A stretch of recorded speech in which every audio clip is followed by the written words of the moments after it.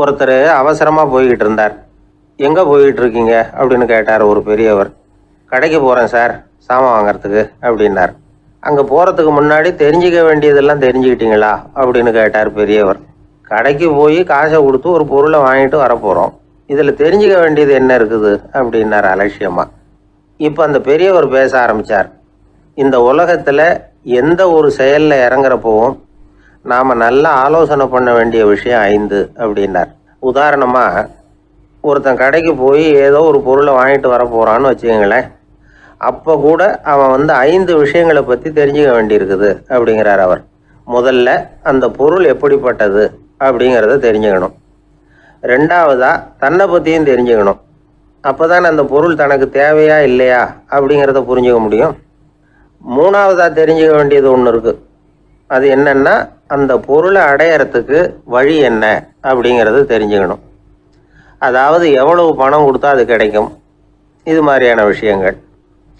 நாலாவதாக அந்த பொருளை அடையிறது மூலமாக நாம் அடையக்கூடிய பயன் என்ன அப்படிங்கிறதையும் உணரணும். அஞ்சாவது, அந்த பொருளை அடையிறதுல இருக்கக்கூடிய தடை எது அப்படிங்கிறதையும் நாம் தெரிஞ்சுக்கணும். பெரியவர் பேசுறது ஏதோ தத்துவம் மாதிரி தெரியுது இல்லையா? தத்துவம்தான். அதாவது இப்படி உலகியல் வாழ்க்கையில் சின்ன சின்ன விஷயங்கள்லேயே நாம் 5 விஷயங்களை தெரிஞ்சுக்க வேண்டியிருக்குது. அது ரொம்ப அவசியமாக இருக்குது. பேரின்ப நிலைன்னு சொல்கிறாங்கல்ல, அது மாதிரி பெரிய சமாச்சாரங்கள்லேயும் இந்த 5 விஷயங்களை நாம் தெரிஞ்சுக்க வேண்டியிருக்குது. அதுக்கு பேர் என்னன்னா அர்த்த பஞ்சகம். வைணவ சமயத்தில் அர்த்த பஞ்சகம்ங்கிறது ரொம்ப பெரிய விஷயம். கடைக்கு போகிறது மாதிரி கடவுளை பார்க்க போகிறப்போ நாம் 5 விஷயங்களை தெரிஞ்சுக்கணுமா. முதல்ல பரம்பொருள் அப்படிங்கிறது என்ன, அதோட தன்மைகள் என்ன, இதை தெரிஞ்சுக்கணும். இதுக்கு பேர் என்னன்னா பரமாத்ம ஸ்வரூபம் அப்படின்னு பேர். ரெண்டாவது, நாம யாரு, நம்மோட தன்மை என்ன அப்படிங்கிறத தெரிஞ்சுக்கணும். நான் யாருன்னு எனக்கே தெரியலங்கிறப்போ இதை நான் சொல்கிறேன்னு இது என்னுடையதுன்னு சொல்கிறது தப்பு தானே. அப்புறம் மூணாவது விஷயம், பரம்பொருளை நாம் அடையிறதுக்கு வழி எது, இதை தெரிஞ்சுக்கணும். இது உபாய ஸ்வரூபம் அப்படின்னு பேர். நாலாவது விஷயம், நாம் அடைய வேண்டிய பயன்கள் என்ன அப்படிங்கிறது தெரிஞ்சுக்கிறது. இதுக்கு புருஷார்த்தம் அப்படின்னு பேர். அஞ்சாவது, அந்த பயனை அடைய விடாமல் தடுக்கிற தடைகள் யாவை அப்படிங்கிறது தெரிஞ்சுக்கிறது. இது விரோதி ஸ்வரூபம். இதைத்தான் தடையியல் அப்படின்னு சொல்றாங்க. அதாவது பரமாத்மாவை பற்றிய அறிவு, ஜீவாத்மாவை பற்றிய அறிவு, உபாயம் பற்றிய அறிவு, புருஷார்த்தம் பற்றிய அறிவு, இந்த 4 அறிவுக்கும் எதிரடையா, அதாவது அதையெல்லாம் தப்பா புரிஞ்சுக்கிறதால உண்டாகக்கூடிய அறிவு விரோதி ஸ்வரூபம். என்ன இது தகவலில் ஏதாவது கதை சொல்லுவீங்கன்னு பார்த்தா ஏதோ தத்துவம் பேசிகிட்டு இருக்கிறீங்களே அப்படின்னு நினைக்கலாம். இதுவும் தெரிஞ்சுக்க வேண்டிய ஒரு பெரிய விஷயந்தான். காதில் போட்டு வச்சா எப்போவாவது உபயோகப்படும். என்னுடைய நண்பர் ஒருத்தர் ஒரு நாள் என்கிட்ட சொன்னார், சார், அடுத்த மாதம் தஞ்சாவூரில் ஒரு கல்யாணம், போகிறதா வேண்டாமா அப்படின்னு ஒரே குழப்பமாக இருக்குது அப்படின்னார். நான் உடனே இந்த அர்த்த பஞ்சக உபதேசம் பண்ண ஆரம்பித்தேன். அவர் எல்லாத்தையும் பொறுமையாக கேட்டுவிட்டு, சரி சார், நான் போகிறதுன்னு முடிவு பண்ணிவிட்டேன்னார். எப்படி இந்த முடிவுக்கு வந்தீங்க அப்படின்னு கேட்டேன். அவர் சொன்னார், சார், அந்த 2வது பாயிண்ட் ஒன்று சொன்னீங்களே, அதை புரிஞ்சுக்கிட்டதுக்கு அப்புறம்தான் இந்த முடிவுக்கு வந்தேன் அப்படின்னார். என்ன 2வது பாயிண்ட்டுன்னு? அதாவது தன்னை பற்றி புரிஞ்சுக்கணும் அப்படின்னு சொன்னீங்க. உடனே என்னை பற்றி புரிஞ்சுக்கிட்டேன், நான் யாருங்கிறது எனக்கு தெரிஞ்சுது, உடனே போகிறது தான் நல்லதுன்னு முடிவு பண்ணிவிட்டேன்னார். நீங்கள் யாருன்னு கேட்டேன். நான் தான் சார் அந்த கல்யாணத்தில் தாலி கட்ட வேண்டிய மாப்பிள்ளை அப்படின்னார். ஆரம்ப காலத்தில் ஒரு குரு, அப்போ ஒரு சீடன் இருந்தான். அது வேடிக்கையான குரு, வேடிக்கையான சீடன். ஒரு ஆசிரமம். ஒரு நாள் ஒருத்தன் அவசரமாக அந்த குருவை தேடி வந்திருக்கிறான். என்ன விஷயம்னு விசாரித்தார் குரு. உங்கள் சீடர் என்னை அடிச்சுட்டார் அப்படின்னு புகார் பண்ணானா அந்த ஆள். குரு சீடனை கூப்பிட்டார். அடிச்சியா இந்த ஆளை அப்படின்னு கேட்டாரான். ஆமான் இருக்கான் சீடன். ஏன் அடிச்சே அப்படின்னு கேட்டாரான். இந்த ஆள் உங்களை பற்றி மட்டமாக பேசிவிட்டான், என்னால் அதை தாங்கிக்க முடியல, அதனால தான் அடிச்சுட்டேன் இருக்கான். அப்படி என்ன பேசினா அப்படின்னு கேட்டாரான். உன்னுடைய குருநாதர் இப்போல்லாம் அர்த்தமில்லாமல் பேச ஆரம்பிச்சுட்டார் அப்படின்னு சொல்லிவிட்டான், அதனால தான் அடிச்சுட்டேன் அப்படின்னு நானா. அதுக்காக அடித்தே அப்படின்னாரான். நான் அதுக்காக அடிக்கலை குருவே, இப்பெல்லாம் நீங்கள் அர்த்தமில்லாமல் பேசுகிறதாக அவன் சொல்கிறான் அப்படின்னா இதுவரைக்கும் நீங்கள் அர்த்தத்தோடு பேசினதாகத்தானே அர்த்தம். அது தப்பு தானே, அதனால தான் அடித்தேன் அப்படின்னு நானா. ஒரு பெரியவர் உட்கார்ந்துருக்கிறார், அவரை சுற்றி அவருடைய தோழர்கள் உட்கார்ந்துருக்கிறாங்க. ஏதோ ஒரு முக்கியமான செய்தியை அவர் அவங்களுக்கு சொல்லிகிட்டு இருக்கிறார். அவங்களும் ஆர்வமாக கேட்டுக்கிட்டு இருக்கிறாங்க. இந்த சமயத்தில் யாரோ ஒரு ஆள் வேகமாக அங்கே வர்றார். வர்ற வேகத்திலேயே எனக்கு ஏதாவது உதவி செய்யுங்க அப்படின்னு கேட்டுக்கிட்டே வர்றார். கேட்கறது உதவி, ஆனால் குரல் மிரட்டுறது மாதிரி இருக்குது, அதட்டி கேட்கறது மாதிரி இருக்குது. இதை கேட்டது அந்த பெரியவர் ஆத்திரப்படலை, ஆனால் அவரை சுற்றி இருந்தவங்க ஆத்திரப்பட்டாங்க. இதை பெரியவர் கவனித்தார். கொஞ்சம் அமைதியாக இருங்கன்னார். வந்தவரை கூப்பிட்டார். அவருக்கு சில பொருள்களை கொடுத்தார். என்னங்க இப்போ உங்களுக்கு மகிழ்ச்சி தானே அப்படின்னார். அப்படின்னு அலட்சியமாக அவர் சொல்கிறார். நான் உங்களை நல்ல முறையில் நடத்தினேன்னா அப்படின்னு கேட்குறாரு அவர் மறுபடியும். அதெல்லாம் ஒன்றும் இல்லை அப்படின்னு சொல்லி அவர் சொல்லிகிட்டு இருக்கிறாரு. குரலில் கடுமை குறையில. சுற்றி இருந்தவங்களால இதை பொறுத்துக்க முடியல. கோபத்தோடு அவரை நோக்கி நெருங்க ஆரம்பித்தாங்க. பெரியவர் அவங்களையெல்லாம் தடுத்து நிறுத்தினார். வந்தவரை வாங்க என்னோட அப்படின்னு சொல்லி அழைச்சிட்டு போனார். வீட்டுக்கு போனார். அங்கே போனதும் இன்னும் சில பொருள்களை எடுத்து அவர்கிட்ட கொடுத்தார். இப்போ திருப்தி தானே, நான் உங்ககிட்ட நல்ல முறையில் நடந்துக்கிட்டேனா அப்படின்னார். அவர் முகம் இப்போ தான் கொஞ்சம் மலர்ந்தது. ரொம்ப நன்றி, இறைவன் உங்கள் குடும்பத்துக்கு எல்லா நன்மைகளையும் செய்வான் அப்படின்னு சொன்னார். இதே வார்த்தைகளை என்னுடைய தோழர்கள்கிட்டே சொல்லிட்டீங்கன்னா அவங்க கோபம் தணிஞ்சிரும், வர முடியுமான்னார். கண்டிப்பாக வர்றேன் அப்படின்னாரு. மறுநாள் காலையில் அந்த இடத்துக்கு வந்தார். அதே மாதிரி சொல்லிவிட்டு அவர் போயிட்டார். தோழர்கள்லாம் ரொம்ப வியப்போடு பெரியவரை பார்த்தாங்க. அந்த பெரியவர் தான் நபிகள் நாயகம். அவர் சொன்னார், ஒருத்தன் ரொம்ப ஆசையாக ஒரு ஒட்டகத்தை வளர்த்துக்கிட்டு வந்தான். ஒரு நாள் அந்த ஒட்டகம் கயத்தை அறுத்துக்கிட்டு ஓடி போயிட்டுது. அக்கம் பக்கத்தில் இருக்கிறவங்கெல்லாம் அந்த ஒட்டகத்தை பிடிக்கிறதுக்கு முயற்சி பண்ணாங்க. அதை துரத்திக்கிட்டு ஓடினாங்க. ஒட்டகம் தாறுமாறாக ஓட ஆரம்பிச்சுது. இந்த சமயத்தில் ஒட்டகத்தை வளர்த்தவன் அங்கே ஓடி வந்தான். நீங்கள் அதை ஒன்றும் செய்ய வேணாம், விட்டுருங்க, அதோட சுபாவம் எனக்கு நல்லா தெரியும், அதை சுலபமாக என்னோடய வழிக்கு கொண்டுட்டு வந்துட முடியும், நான் பார்த்துக்கிறேன், விட்டுருங்கோ அப்படின்னா. எல்லாரும் விலைக்கு போயிட்டாங்க. இவன் என்ன செஞ்சான் தெரியுமா? கொஞ்சம் புல்லை கையில் எடுத்துக்கிட்டு அந்த ஒட்டகத்தை நெருங்கினான். அவ்வளவுதான். அது ஓடி இவன் காலடியில் உட்காந்துக்கிட்டது. செல்லமாக அதை அப்படியே தடவி கொடுத்தான். முதுகில் ஏறி உட்காந்துக்கிட்டான். அது பாட்டுக்கு சாதுவாக நடந்து போகுது. இந்த கதையை நபிகள் நாயகம் தம்முடைய தோழர்களுக்கு சொல்கிறார். ஒட்டகத்தை மட்டும் இல்லை, சில மனிதர்களையும் கூட சில விதத்தில் அணுகிதான் அவர்களை சீர்திருத்த வேண்டியிருக்குது அப்படிங்கிறத அவங்களுக்கு உணர்த்தினார். இது ஒரு அழகான உளவியல் அணுகுமுறை. சில குடும்ப தலைவர்கள் கூட இந்த ஒட்டகம் மாதிரி நடந்துக்கிறது உண்டு, அப்புறம் அடங்கி போகிறதும் உண்டு. ஒரு குடும்ப தலைவர் காலையில் எழுந்திரிச்சதுலேருந்து சத்தம் போட்டு கத்திக்கிட்டு இருப்பார். பக்கத்தில் இருந்தவங்களாம் ஓடி போய் சமாதானம் பண்ணி பார்த்தாங்க. அவர் ஓயறது மாதிரி தெரியல. கடைசியில் அவர் மனைவி வந்தாங்க. நீங்கள் எல்லாம் விலைக்கு போயிடுங்க, அவர் சுபாவம் எனக்கு தெரியும், நான் பார்த்துக்கிறேன் அப்படின்னாங்க. சரின்னு எல்லாரும் போயிட்டாங்க. சாயந்தரமாக பார்க்குறாங்க, அவர் சத்தம் இல்லாமல் ஒரு மூலையில் உட்காந்துருக்கிறார். ரொம்ப சாதுவா. ஆச்சரியமாக இருந்தது. என்னம்மா பண்ணீங்கன்னு கேட்டாங்க. அது ஒன்றும் இல்லைங்க, ஒரு வேளை சாப்பாட்டை நிறுத்தினேன், பட்னி போட்டேன், அவ்வளவுதான் அப்படின்னாங்க அந்த அம்மா. ஒரு நண்பர் யாருக்கோ ஃபோன் பண்ணிகிட்டு இருந்தார். அவர் பேசி முடித்ததும் நான் அவரை பார்த்து, இப்போ ஃபோன் பண்ணிங்களே, அந்த ஃபோன் நம்பர் என்ன அப்படின்னு கேட்டேன். அவர் தலையை சொரிஞ்சுக்கிட்டார். ஞாபகம் வரலன்னார். சரி சார், அதை விடுங்க, உங்கள் மனைவி பேர் என்ன அப்படின்னு கேட்டேன். மாலதின்னார். என்ன சார் இது வேடிக்கை, கொஞ்ச நேரத்துக்கு முன்னாடி பேசின ஃபோன் நம்பர் மறந்து போச்சு, எப்போவோ கல்யாணம் பண்ணிக்கிட்ட மனைவி பேர் மறக்கலை, அதை கரெக்டாக சொல்லிவிட்டீங்களே அப்படின்னு கேட்டேன். அவர் என்னை ஒரு மாதிரியாக பார்த்தார். அவர் அப்படி என்னை பார்த்ததில் ஒன்றும் தப்பு இல்லை, ஏன்னா நாம் எல்லாருமே அப்படித்தானே. ஒரு குறிப்பிட்ட காரியத்துக்காக தொலைபேசியில் ஒருத்தட்ட பேசுகிறோம், அதுக்கப்புறம் அந்த எண் நமக்கு அனாவசியம், அதனால் மறந்துடுறோம். இதுக்கு பேர் தான் தற்காலிக ஞாபகம். ஆனால் மனைவி பேரை மறந்துட முடியுமா? முடியாது. அது அவசியமான ஒன்று. அடிக்கடி அந்த பேரை உபயோகப்படுத்துகிறோம், அதனாலேயும் அது முக்கியங்கிறதுனாலேயும் அதை மறக்கிறது இல்லை. இதுக்கு பேர் நிரந்தர ஞாபகம்.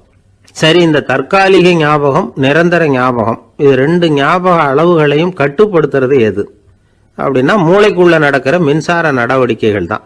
தற்காலிக ஞாபகம் ஒரு மின்னல் மாதிரி தோன்றி மறையுது. நிரந்தர ஞாபகம் ஒரு படிவம் போல மூளையில படிஞ்சுடுது. ஒரு சம்பவத்தின் பல பிரதிகள் மூளையில பல்வேறு பகுதிகளிலேயும் படியறதுனால ஒன்று மறைஞ்சாலும் மறந்தாலும் இன்னொன்று மறையறதில்லை. இப்படிப்பட்ட நிலைமையில தான் இந்த தொண்டையில் இருக்கு, வாயில் வரமாட்டேங்குது சார் அப்படிமா. ஒருத்தருக்கு எந்த துறையில் ஆர்வமும் ஈடுபாடும் அதிகமோ அது சம்பந்தமான ஞாபக சக்தி அதிகமாக இருக்கும். தொழிலை விரும்புகிற ஒரு டெலிஃபோன் ஆபரேட்டருக்கு எண்கள்லாம் நல்ல ஞாபகம் இருக்கும். அது மாதிரி கவிஞர்களுக்கு வார்த்தைகள் நல்ல ஞாபகத்தில் இருக்கும். இது ஒரு பக்கம் இருந்தாலும் ஒரு மூளை எண்களை விட எழுத்துக்களை விட படங்களை ரொம்ப சுலபமாக ஞாபகத்தில் வச்சுக்குது. புரிஞ்சுக்கிற தன்மை, அனுபவம், புத்தி கூர்மை இது கூடி குறையிறத பொறுத்து ஞாபக சக்தியும் ஏறும் இறங்கும்.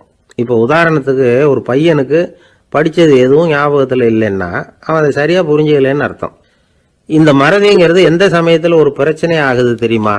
உங்களுக்கு வேண்டியப்பட்ட ஒருத்தரை ஞாயிற்றுக்கிழமை சாயந்தரம் சரியாக 5 மணிக்கு கடற்கரைக்கு வர சொல்லிவிட்டு அந்த நேரத்தை மறந்துவிட்டா அது பரவாயில்ல, வர சொன்னதையே மறந்துவிட்டாதான் நிலைமை மோசம்னு அர்த்தம். இப்படி இருந்தால் இது சிகிச்சை எடுத்துக்க வேண்டிய நிலைமைங்கிறத புரிஞ்சுக்கணும்.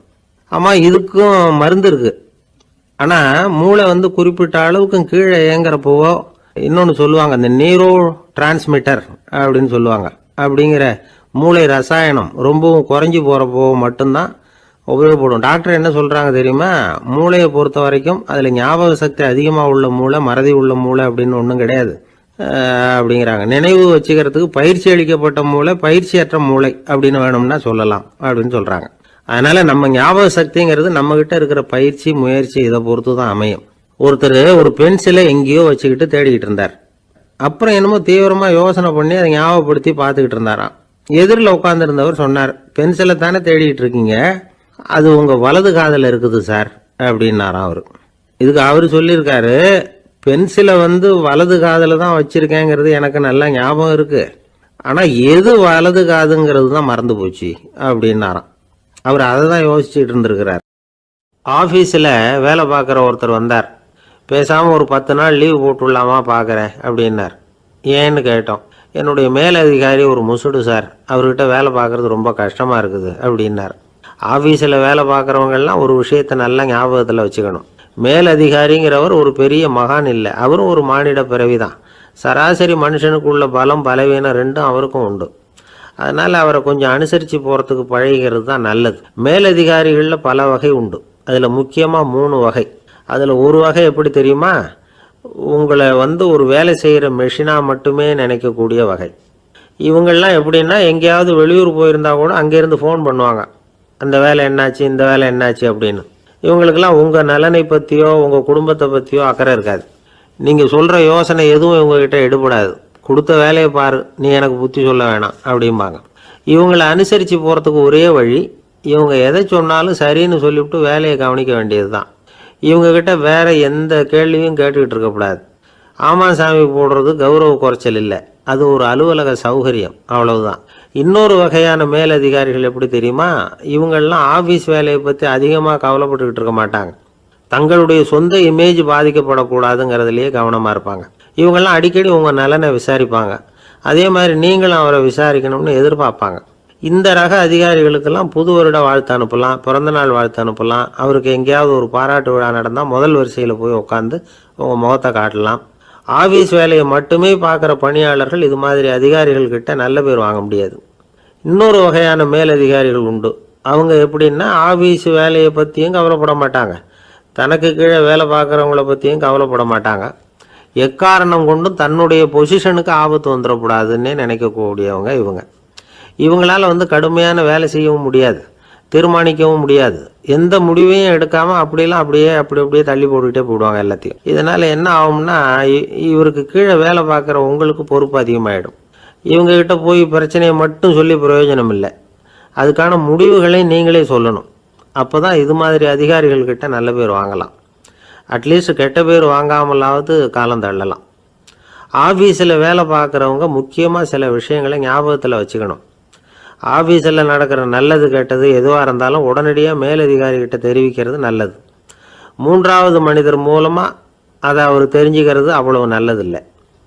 எந்த மேல் அதிகாரியுமே தான் இந்த சர்பாஸ் செய்யப்படுறத விரும்புறதில்லை. அதனால் அவருக்கு தெரியாமல் மேலிடத்துக்கு மணி எழுதி போடக்கூடாது. அப்படி எழுதி போடுறவங்க சில பேர் இருக்கிறாங்க. நீங்களும் உங்கள் மேலதிகாரியும் தொழில் ரீதியாக ஒரே படிப்பு படித்தவராக இருக்கலாம். அப்படி இருந்ததுன்னா அட்ஜஸ்ட் பண்ணி போகிறது கொஞ்சம் கஷ்டம்தான். இதை மனசில் வச்சுக்கிட்டு நடந்துக்கணும். உங்களுக்கும் அவருக்கும் அபிப்பிராய பேதமா, அது அவருக்கும் உங்களுக்கும் உள்ள தனிப்பட்ட பிரச்சனை. அதை விளம்பரப்படுத்திகிட்டு இருக்கக்கூடாது. அது அவருடைய கோபத்தை கிளறும். உங்கள் மேலதிகாரி உங்கள் கூட படித்தவராக இருக்கலாம். அதுக்காக அவரை எல்லாருக்கும் முன்னாடி அடைய கிச்சாமி எப்படிடா இருக்கே அப்படின்லாம் கேட்டுக்கிட்டு இருக்கக்கூடாது. பொதுவாக யாரும் அதை விரும்புறதில்ல. இவ்வளவையும் உங்கள் மனசில் வச்சுக்கிட்டு கொஞ்சம் சாமர்த்தியமாக நடந்துக்கிட்டிங்கன்னா ஆஃபீஸ் உங்களுக்கு அவஸ்தையாக இருக்காது, ஆனந்தமாக இருக்கும். ஒரு மேலதிகாரி தன்கிட்ட வேலை பார்க்குற ஒருத்தரை பற்றி ரொம்ப பெருமையாக சொன்னாராம். எங்கள் ஆஃபீஸில் எவ்வளவோ பேர் வேலை பார்க்குறாங்க, எல்லாரும் தினமும் ஏதாவது பிரச்சனைகளை சொல்லிகிட்டு இருப்பாங்க. ஆனால் இவர் ஒருத்தர் மட்டும்தான் இது வரைக்கும் என்கிட்ட எந்த பிரச்சனையும் சொன்னதே இல்லை. அவர் பாட்டுக்கு வருவார், வேலை பார்ப்பார், போயிடுவார் அப்படின்னாராம். நான் உடனே அவ்வளவு பெருமைக்குரிய அந்த ஊழியரை பார்த்து கேட்டேன், ஏன்பா உன்னுடைய மேலதிகாரிகிட்ட நீ எந்த பிரச்சனையும் கொண்டுகிட்டு போகிறதே இல்லையாமே அப்படின்னு கேட்டேன். அதுக்கு அவர் சொல்கிறாரு, ஆமாங்க, அது ஏன்னா அவரால் எந்த பிரச்சனையுமே தீர்க்க முடியாதுங்கிறது எனக்கு நல்லா தெரியும், அதனால் அப்படி செய்கிறேன், வேற ஒன்றும் இல்லை அப்படின்னார் ரொம்ப பொறுமையாக. ராமகிருஷ்ணர் வாழ்ந்த காலத்தில் நடந்த ஒரு நிகழ்ச்சி இது. அப்போது ஒரு ஓவியர் இருந்தாராம். அவருக்கு ஒரு ஆசை, ராமகிருஷ்ணர் படத்தை வரையணும், அதை அவர்கிட்டயே கொண்டுட்டு போய் காட்டி அபிப்பிராயம் கேட்கணும். இதுதான் அந்த ஓவியரின் ஆசை. உடனே ராமகிருஷ்ணர் படத்தை வரைஞ்சி முடித்தார். அதை எடுத்துக்கிட்டு போனார். இவர் போன சமயம் அங்கே ராமகிருஷ்ணர் சீடர்களோடு உட்காந்துருக்கிறார். விவேகானந்தர் அங்கே இருக்கிறார். இந்த ஓவியர் கொண்டுகிட்டு போய் தான் வரைந்த ஓவியத்தை அவர்கிட்ட காட்டினார். ராமகிருஷ்ண பரமஹம்சரின் ஓவியத்தை ராமகிருஷ்ணர்கிட்டயே காட்டுறார். ராமகிருஷ்ணர் என்ன பண்ணார் தெரியுமா? அந்த படத்தை பார்த்தார். உடனே அது காலை தொட்டார். குருதேவருடைய இந்த செயல் சீடர்களுக்கு ரொம்ப வியப்பை உண்டு பண்ணிச்சு. சில பேர் மனசுக்குள்ளேயே ரொம்ப குழம்பி போக ஆரம்பிச்சிட்டாங்க, என்ன இப்படி பண்ணுறாருன்னு. என்ன இது அவரோட படம், அவரே அவரோட படத்தின் காலை தொடுறார் அப்படின்னு யோசித்தாங்க. சில பேர் ஒன்றும் புரியாமல் ஒருத்தர் பார்த்து சிரிச்சுக்கிட்டாங்க. அந்த இடத்துல சீடர்கள் மட்டும் இல்லை, சீடர் அல்லாத பல பேர் இருந்தாங்க. தன்னுடைய காலை தானே தொடர இவருடைய செயல் பற்றி என்ன நினைக்கிறது அப்படின்னு அவங்களும் குழம்பி போய் நிற்கிறாங்க. அந்த படத்தை வரைஞ்சி அவர்கிட்ட காட்டின அந்த ஓவியருக்கும் அதிர்ச்சி. இருந்தாலும் அவர் சீடர் கிடையாது, அதனால் கொஞ்சம் துணிச்சலை வர வச்சுக்கிட்டு கேட்டார், என்னங்க இது, என்னால் என்னுடைய கண்களையே நம்ப முடியல, இது உங்கள் சொந்த உருவப்படம், நீங்கள் உங்கள் சொந்த கால்களையே தொடுறீங்க, இது எங்களுக்கு கொஞ்சம் சங்கடமாக இருக்குதே அப்படின்னார். ராமகிருஷ்ணரின் கண்களில் ஆனந்த கண்ணீர் வழிஞ்சுதான். அவர் சொன்னாராம், இது என்னோட படம்ங்கிறது எனக்கு தெரியும், ஆனால் இது என்னோட படம்ங்கிறதுனால நான் இதோட காலை தொடலை. நீ என்னுடைய சமாதி நிலையை இந்த படத்தில் படம் பிடிச்சி காட்டியிருக்கிற, அதனால் அதோட காலை தொடறேன். சமாதி நிலையில் யார் இருந்தாலும், அது என்னுடைய படமாக இருந்தாலும் சரி அல்லது வேறு யாருடைய படமாக இருந்தாலும் சரி, படம் யாருதுங்கிறது முக்கியம் இல்லை. இதில் எது முக்கியம்னா அது தன்னை உணர்ந்த ஒரு உணர்நிலையின் படம். அப்படி இருக்கிறப்போ அதோட காலை நான் தொடணும். அதுக்கு நீங்கள் எல்லாரும் ஏன் சங்கடப்படுறீங்கன்னு எனக்கு தெரியல அப்படின்னாராம். இப்போ தான் அங்கேருந்து சீடர்களுக்கும் மற்றவங்களுக்கும் விவரம் புரிஞ்சுதான். இதுக்கு முன்னாடி யாரும் செய்யாததை இவர் செஞ்சிருக்கிறார், ஆனால் அவருடைய காரணம் ரொம்ப நியாயமானது அப்படிங்கிறத உணர்ந்தாங்களாம். இதுவரைக்கும் ஆன்மீகத்தில் சமாதி நிலை, அதாவது தன்னை உணர்ந்த நிலை பற்றி புரிஞ்சுக்கிட்டோம். இல்லறத்தில் ஏற்படக்கூடிய சமாதி நிலை பற்றி உங்களுக்கு தெரியுமா? ஒரு அம்மா டாக்டர்கிட்ட சொன்னாங்களாம், டாக்டர், என் வீட்டுக்காரருக்கு உடம்புல ஏதோ கோளாறுன்னு நினைக்கிறேன், நான் எவ்வளவு நேரம் பேசினாலும் காதில் விழாத மாதிரி உட்காந்துருக்கிறார் அப்படின்னு ஆகலாம். அதுக்கு அந்த டாக்டர் சொன்னாராம், அம்மா அது உடம்பு கோளாறு இல்லை, அது ஒரு பெரிய திறமை அப்படின்னாராம். காசியில் இருக்கிற கடவுள் காசி விஸ்வநாதர், அங்கே இருக்கிற தேவி காசி விசாலாட்சி. இவங்க ரெண்டு பேரும் ஒரு நாள் பேசிக்கிட்டு இருந்தப்போ கடவுள் சொன்னார், இந்த மனிதர்களை நாம் ரொம்பவும் நம்பிக்கையோடு தான் படைச்சிருக்கிறோம், இருந்தாலும் அவங்களுக்கு தான் நம்பிக்கை இல்லை, எதுலேயும் ஒரு உண்மையான நம்பிக்கை இல்லாமல் வாழ்ந்துக்கிட்டு இருக்கிறாங்க அப்படின்னார். என்ன அப்படி சொல்கிறீங்க? அதை பாருங்கள், எவ்வளவு பேர் காசியை தேடிட்டு கங்கையில் குளிச்சுக்கிட்டு இருக்கிறாங்க, அவங்களெலாம் நம்பிக்கை இல்லைன்னா இவ்வளவு தூரம் தேடிட்டு இங்கே குளிப்பாங்களா அப்படின்னு நாங்கள் தேவி. சரி, அதை சோதித்து பார்க்கலாம் அப்படின்னு ரெண்டு பேரும் முடிவு பண்ணிக்கிட்டாங்க. உடனே ஒரு திட்டம் போட்டாங்க.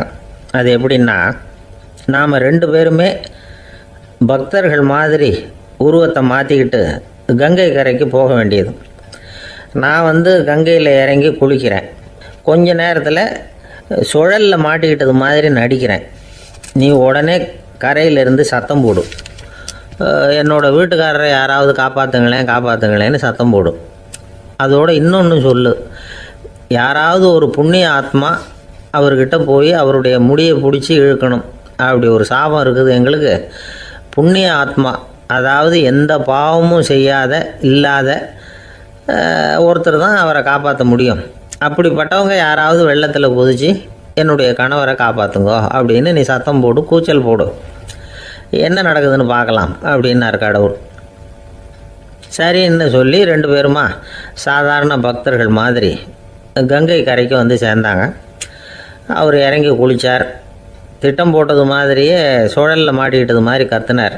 கரையில் இருந்த அந்த அம்மா, ஐயோ என் கணவரை காப்பாற்றுங்களேன், யாராவது காப்பாற்றுங்களேன்னு கத்துனாங்க. பல பேர் ஓடி வந்தாங்க. உடனே இவங்க, பாவம் இல்லாத புண்ணிய ஆத்மா ஒருத்தரால் தான் என்னுடைய கணவர் காப்பாற்றப்படணுங்கிறது விதி, அப்படி ஒரு சாபம் இருக்குது, அதனால் புண்ணிய ஆத்மா யாராவது அவர்கிட்ட போய் அவர் முடியை பிடிச்சி தூக்கினா அவரை காப்பாற்றி விடலாம் அப்படின்னாங்க. இவங்க இப்படி சொன்னதும் எல்லோரும் திகைச்சு போய் நின்றுட்டாங்க. ஒவ்வொருத்தருக்கும் அவங்க செஞ்ச பாவம்லாம் ஒவ்வொன்றா ஞாபகத்துக்கு வர ஆரம்பிச்சுட்டுது. சரி, இதுக்கு நாம் லாயக்கு இல்லை அப்படின்னு சொல்லி ஒதுங்கி போக ஆரம்பிச்சிட்டாங்க எல்லாம். இந்த சமயத்தில் யாரோ ஒருத்தர் வேகமாக ஓடி வந்தார். ஆற்றுல குதித்தார். அவர்கிட்ட போனார், முடியை பிடிச்சார், தூக்கினார், அவரை காப்பாற்றி கரைக்கு கொண்டுட்டு வந்துட்டார். அப்படி காப்பாற்றின அந்த ஆளை இவங்க 2 பேரும் தனியாக கூப்பிட்டுக்கிட்டு ஒரு மண்டபத்துக்கு வந்துட்டாங்க. வந்து விசாரிக்கிறாங்க. நீ யாரப்பா அப்படின்னு கேட்குறாங்க. ஏதும் தெரியாத மாதிரி.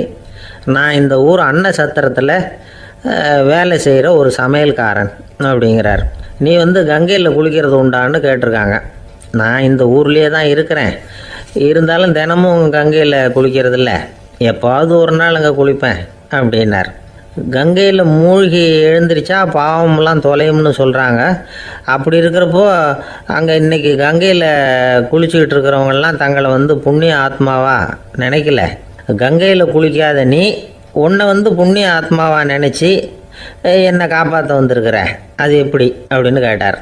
அதுக்கு அந்த ஆள் சொல்கிறான், கங்கையில் குதித்ததுக்கு அப்புறம் தானே உங்களை காப்பாற்ற போகிறோம். அப்படி குதிக்கும் பொழுது என்னுடைய பாவம்லாம் போயிருக்கும்ல, நான் புண்ணிய ஆத்மாவாக ஆயிருப்பேனே, அதனால தான் துணிஞ்சு வந்து உங்களை காப்பாற்றினேன் அப்படின்னா.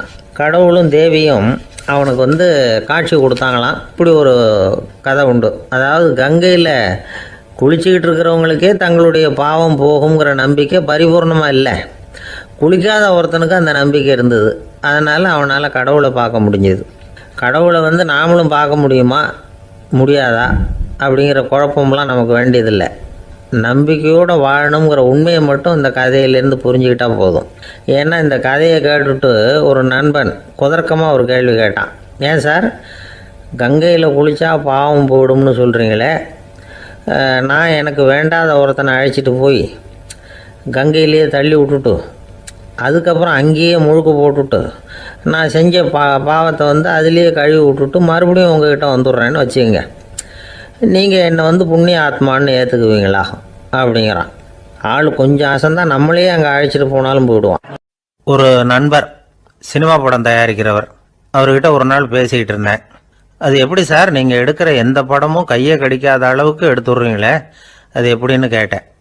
அது ஒன்றும் பெரிய விஷயம் இல்லை சார், பெண்களுக்குன்னு சில உருக்கமான காட்சிகள், இளைஞர்களுக்குன்னு சில நடனங்கள், அடிதடி காட்சிகள், அப்புறம் வயசானவங்களுக்குன்னு சில ஆன்மீக காட்சிகள், சின்ன பிள்ளைங்களுக்கு சிரிப்பு, இப்படி எல்லாமும் சேர்த்து நான் படம் எடுக்கிறேன்.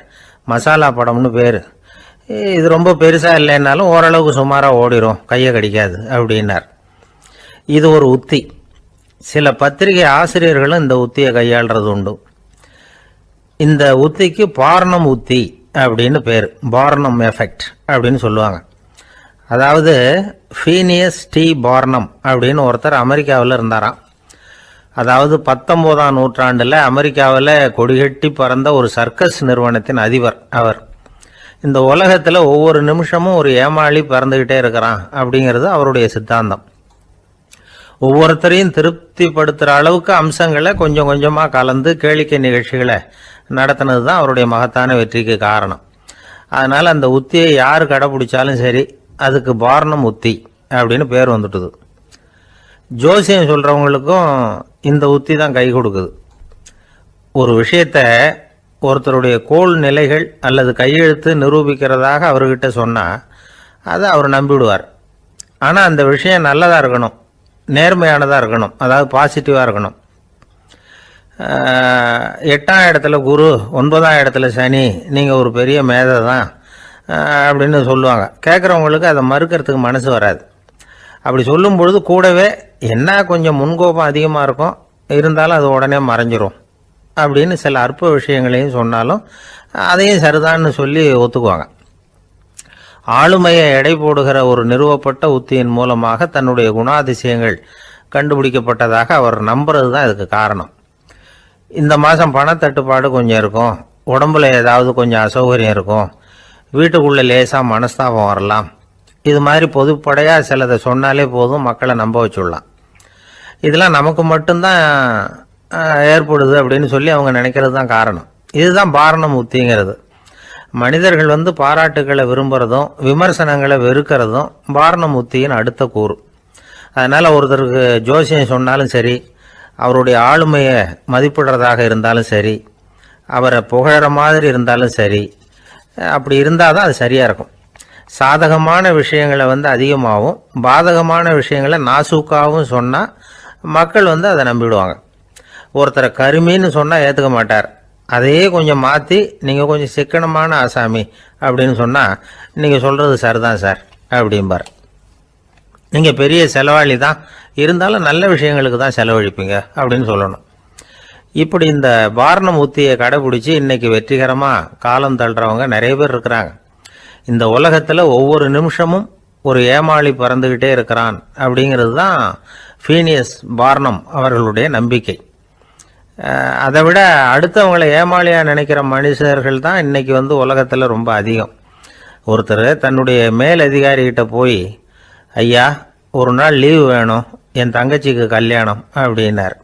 அவர் பார்த்தார், ஒரு 10 நிமிஷம் வெளியில் இருங்கன்னார்.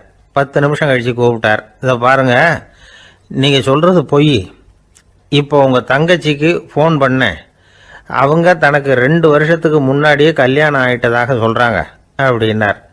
உடனே இவர் சொன்னார், சார் இப்போ நீங்கள் சொல்கிறதும் பொய்யாக தான் இருக்கணும், ஏன்னா நிஜமாக எனக்கு ஒரு தங்கச்சியே கிடையாது அப்படின்னார். ஒரு மனுஷனுக்கு 3 விதத்தில் கர்வம் உண்டாகிறதுக்கு வாய்ப்பு உண்டு. பணம், பதவி, புகழ். பணம் அதிகமாக வந்தால் கர்வம் வரலாம், பதவி பெருசாக வந்துட்டுதுன்னா கர்வம் வரலாம், புகழ் அதிகமாக போனாலும் கர்வம் வரலாம். இந்த 3 வகையான கர்வத்துக்கும் இடம் கொடுக்காமல் இருக்கிறாங்க பாருங்கள், அவங்க தான் சிறந்த மனிதர்கள். ஒரு பெரிய பொறுப்பில் இருக்கிறவங்களுக்கு கர்வம் வந்துடக்கூடாது. அப்படி வந்துட்டுதுன்னா அது எல்லாருக்கும் இடைஞ்சல். ஒரு ராஜா இருந்தார். அவர் ஒரு நாள் தன்னுடைய தலைநகரத்தை சுற்றி வந்துக்கிட்டு இருந்தார். ஒரு இடத்துல ஒரு அழகான நிலத்தை பார்த்தார். ஆஹா, இந்த இடத்துல நமக்குன்னு ஒரு மாளிகையை கட்டினா எவ்வளோ நல்லா இருக்கும் அப்படின்னு நினச்சார். ராஜா நினச்சா அது முடியாத காரியமா? சரி, இந்த நிலம் யாருக்கு சொந்தம்னு விசாரிங்க அப்படின்னார் பக்கத்தில் இருந்தவங்கக்கிட்ட. அவங்கெல்லாம் ஓடி போய் விசாரித்தாங்க. அந்த இடம் ஒரு வயசான கிழவிக்கு சொந்தம், வயசான அம்மாவுக்கு சொந்தமாக. அந்த அம்மா தான் அதில் ஒரு குடிசையை போட்டு குடியிருந்துகிட்டு இருக்கிறாங்க. சரி, அந்த நிலத்துக்கு ஒரு விலையை நிர்ணயம் பண்ணி அதை அந்த வயசான அம்மாக்கிட்ட கொடுத்துருங்கோ அப்படின்னு உத்தரவு போட்டார் ராஜா. ஆனால் அந்த அம்மா, இது எங்கள் பூர்வீக இடம், இதை விற்க மாட்டேன் அப்படின்னு சொல்லிவிட்டுது. சரி, 2 பங்கு விலை கொடுக்குறோம்னு சொல்லி பாருங்க அப்படின்னாங்க.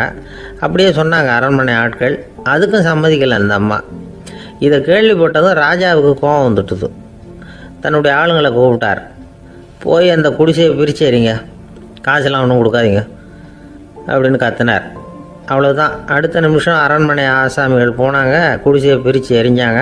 அந்த வயசான அம்மா இருக்குது, அதுவும் அந்த இடத்த விட்டு துரத்தி விட்டாங்க. அந்த இடத்துல ஒரு அரச மாளிகையை கட்டி முடிச்சிட்டாங்க. அந்த வயசான அம்மா பாவம், ராஜாவே இப்படி பண்ணால் யார்கிட்ட போய் முறையிட முடியும்? ஒரு ஞானி இருந்தார், அவர்கிட்ட போய் சொன்னாங்க. அவர் இவங்க சொன்னதை கேட்டு மனசில் வச்சுக்கிட்டார். ஒரு நாள் அந்த ராஜாவே இந்த ஞானியை கூப்பிட்டார். புதுசாக ஒரு மாளிகை கட்டியிருக்கிறேன், வந்து பாருங்கன்னு. சரின்னு சொல்லி இந்த பெரியவர் ஒரு நாள் இந்த மாளிகைக்கு போனார். சும்மா போகல, ஒரு கழுதையையும் ஓட்டிகிட்டு போனார். கொஞ்சம் சாக்குகள், வெத்து சாக்கு, அதையும் எடுத்து கழுதை முதுகில் போட்டு கழுதையை ஓட்டிகிட்டு போகிறார்.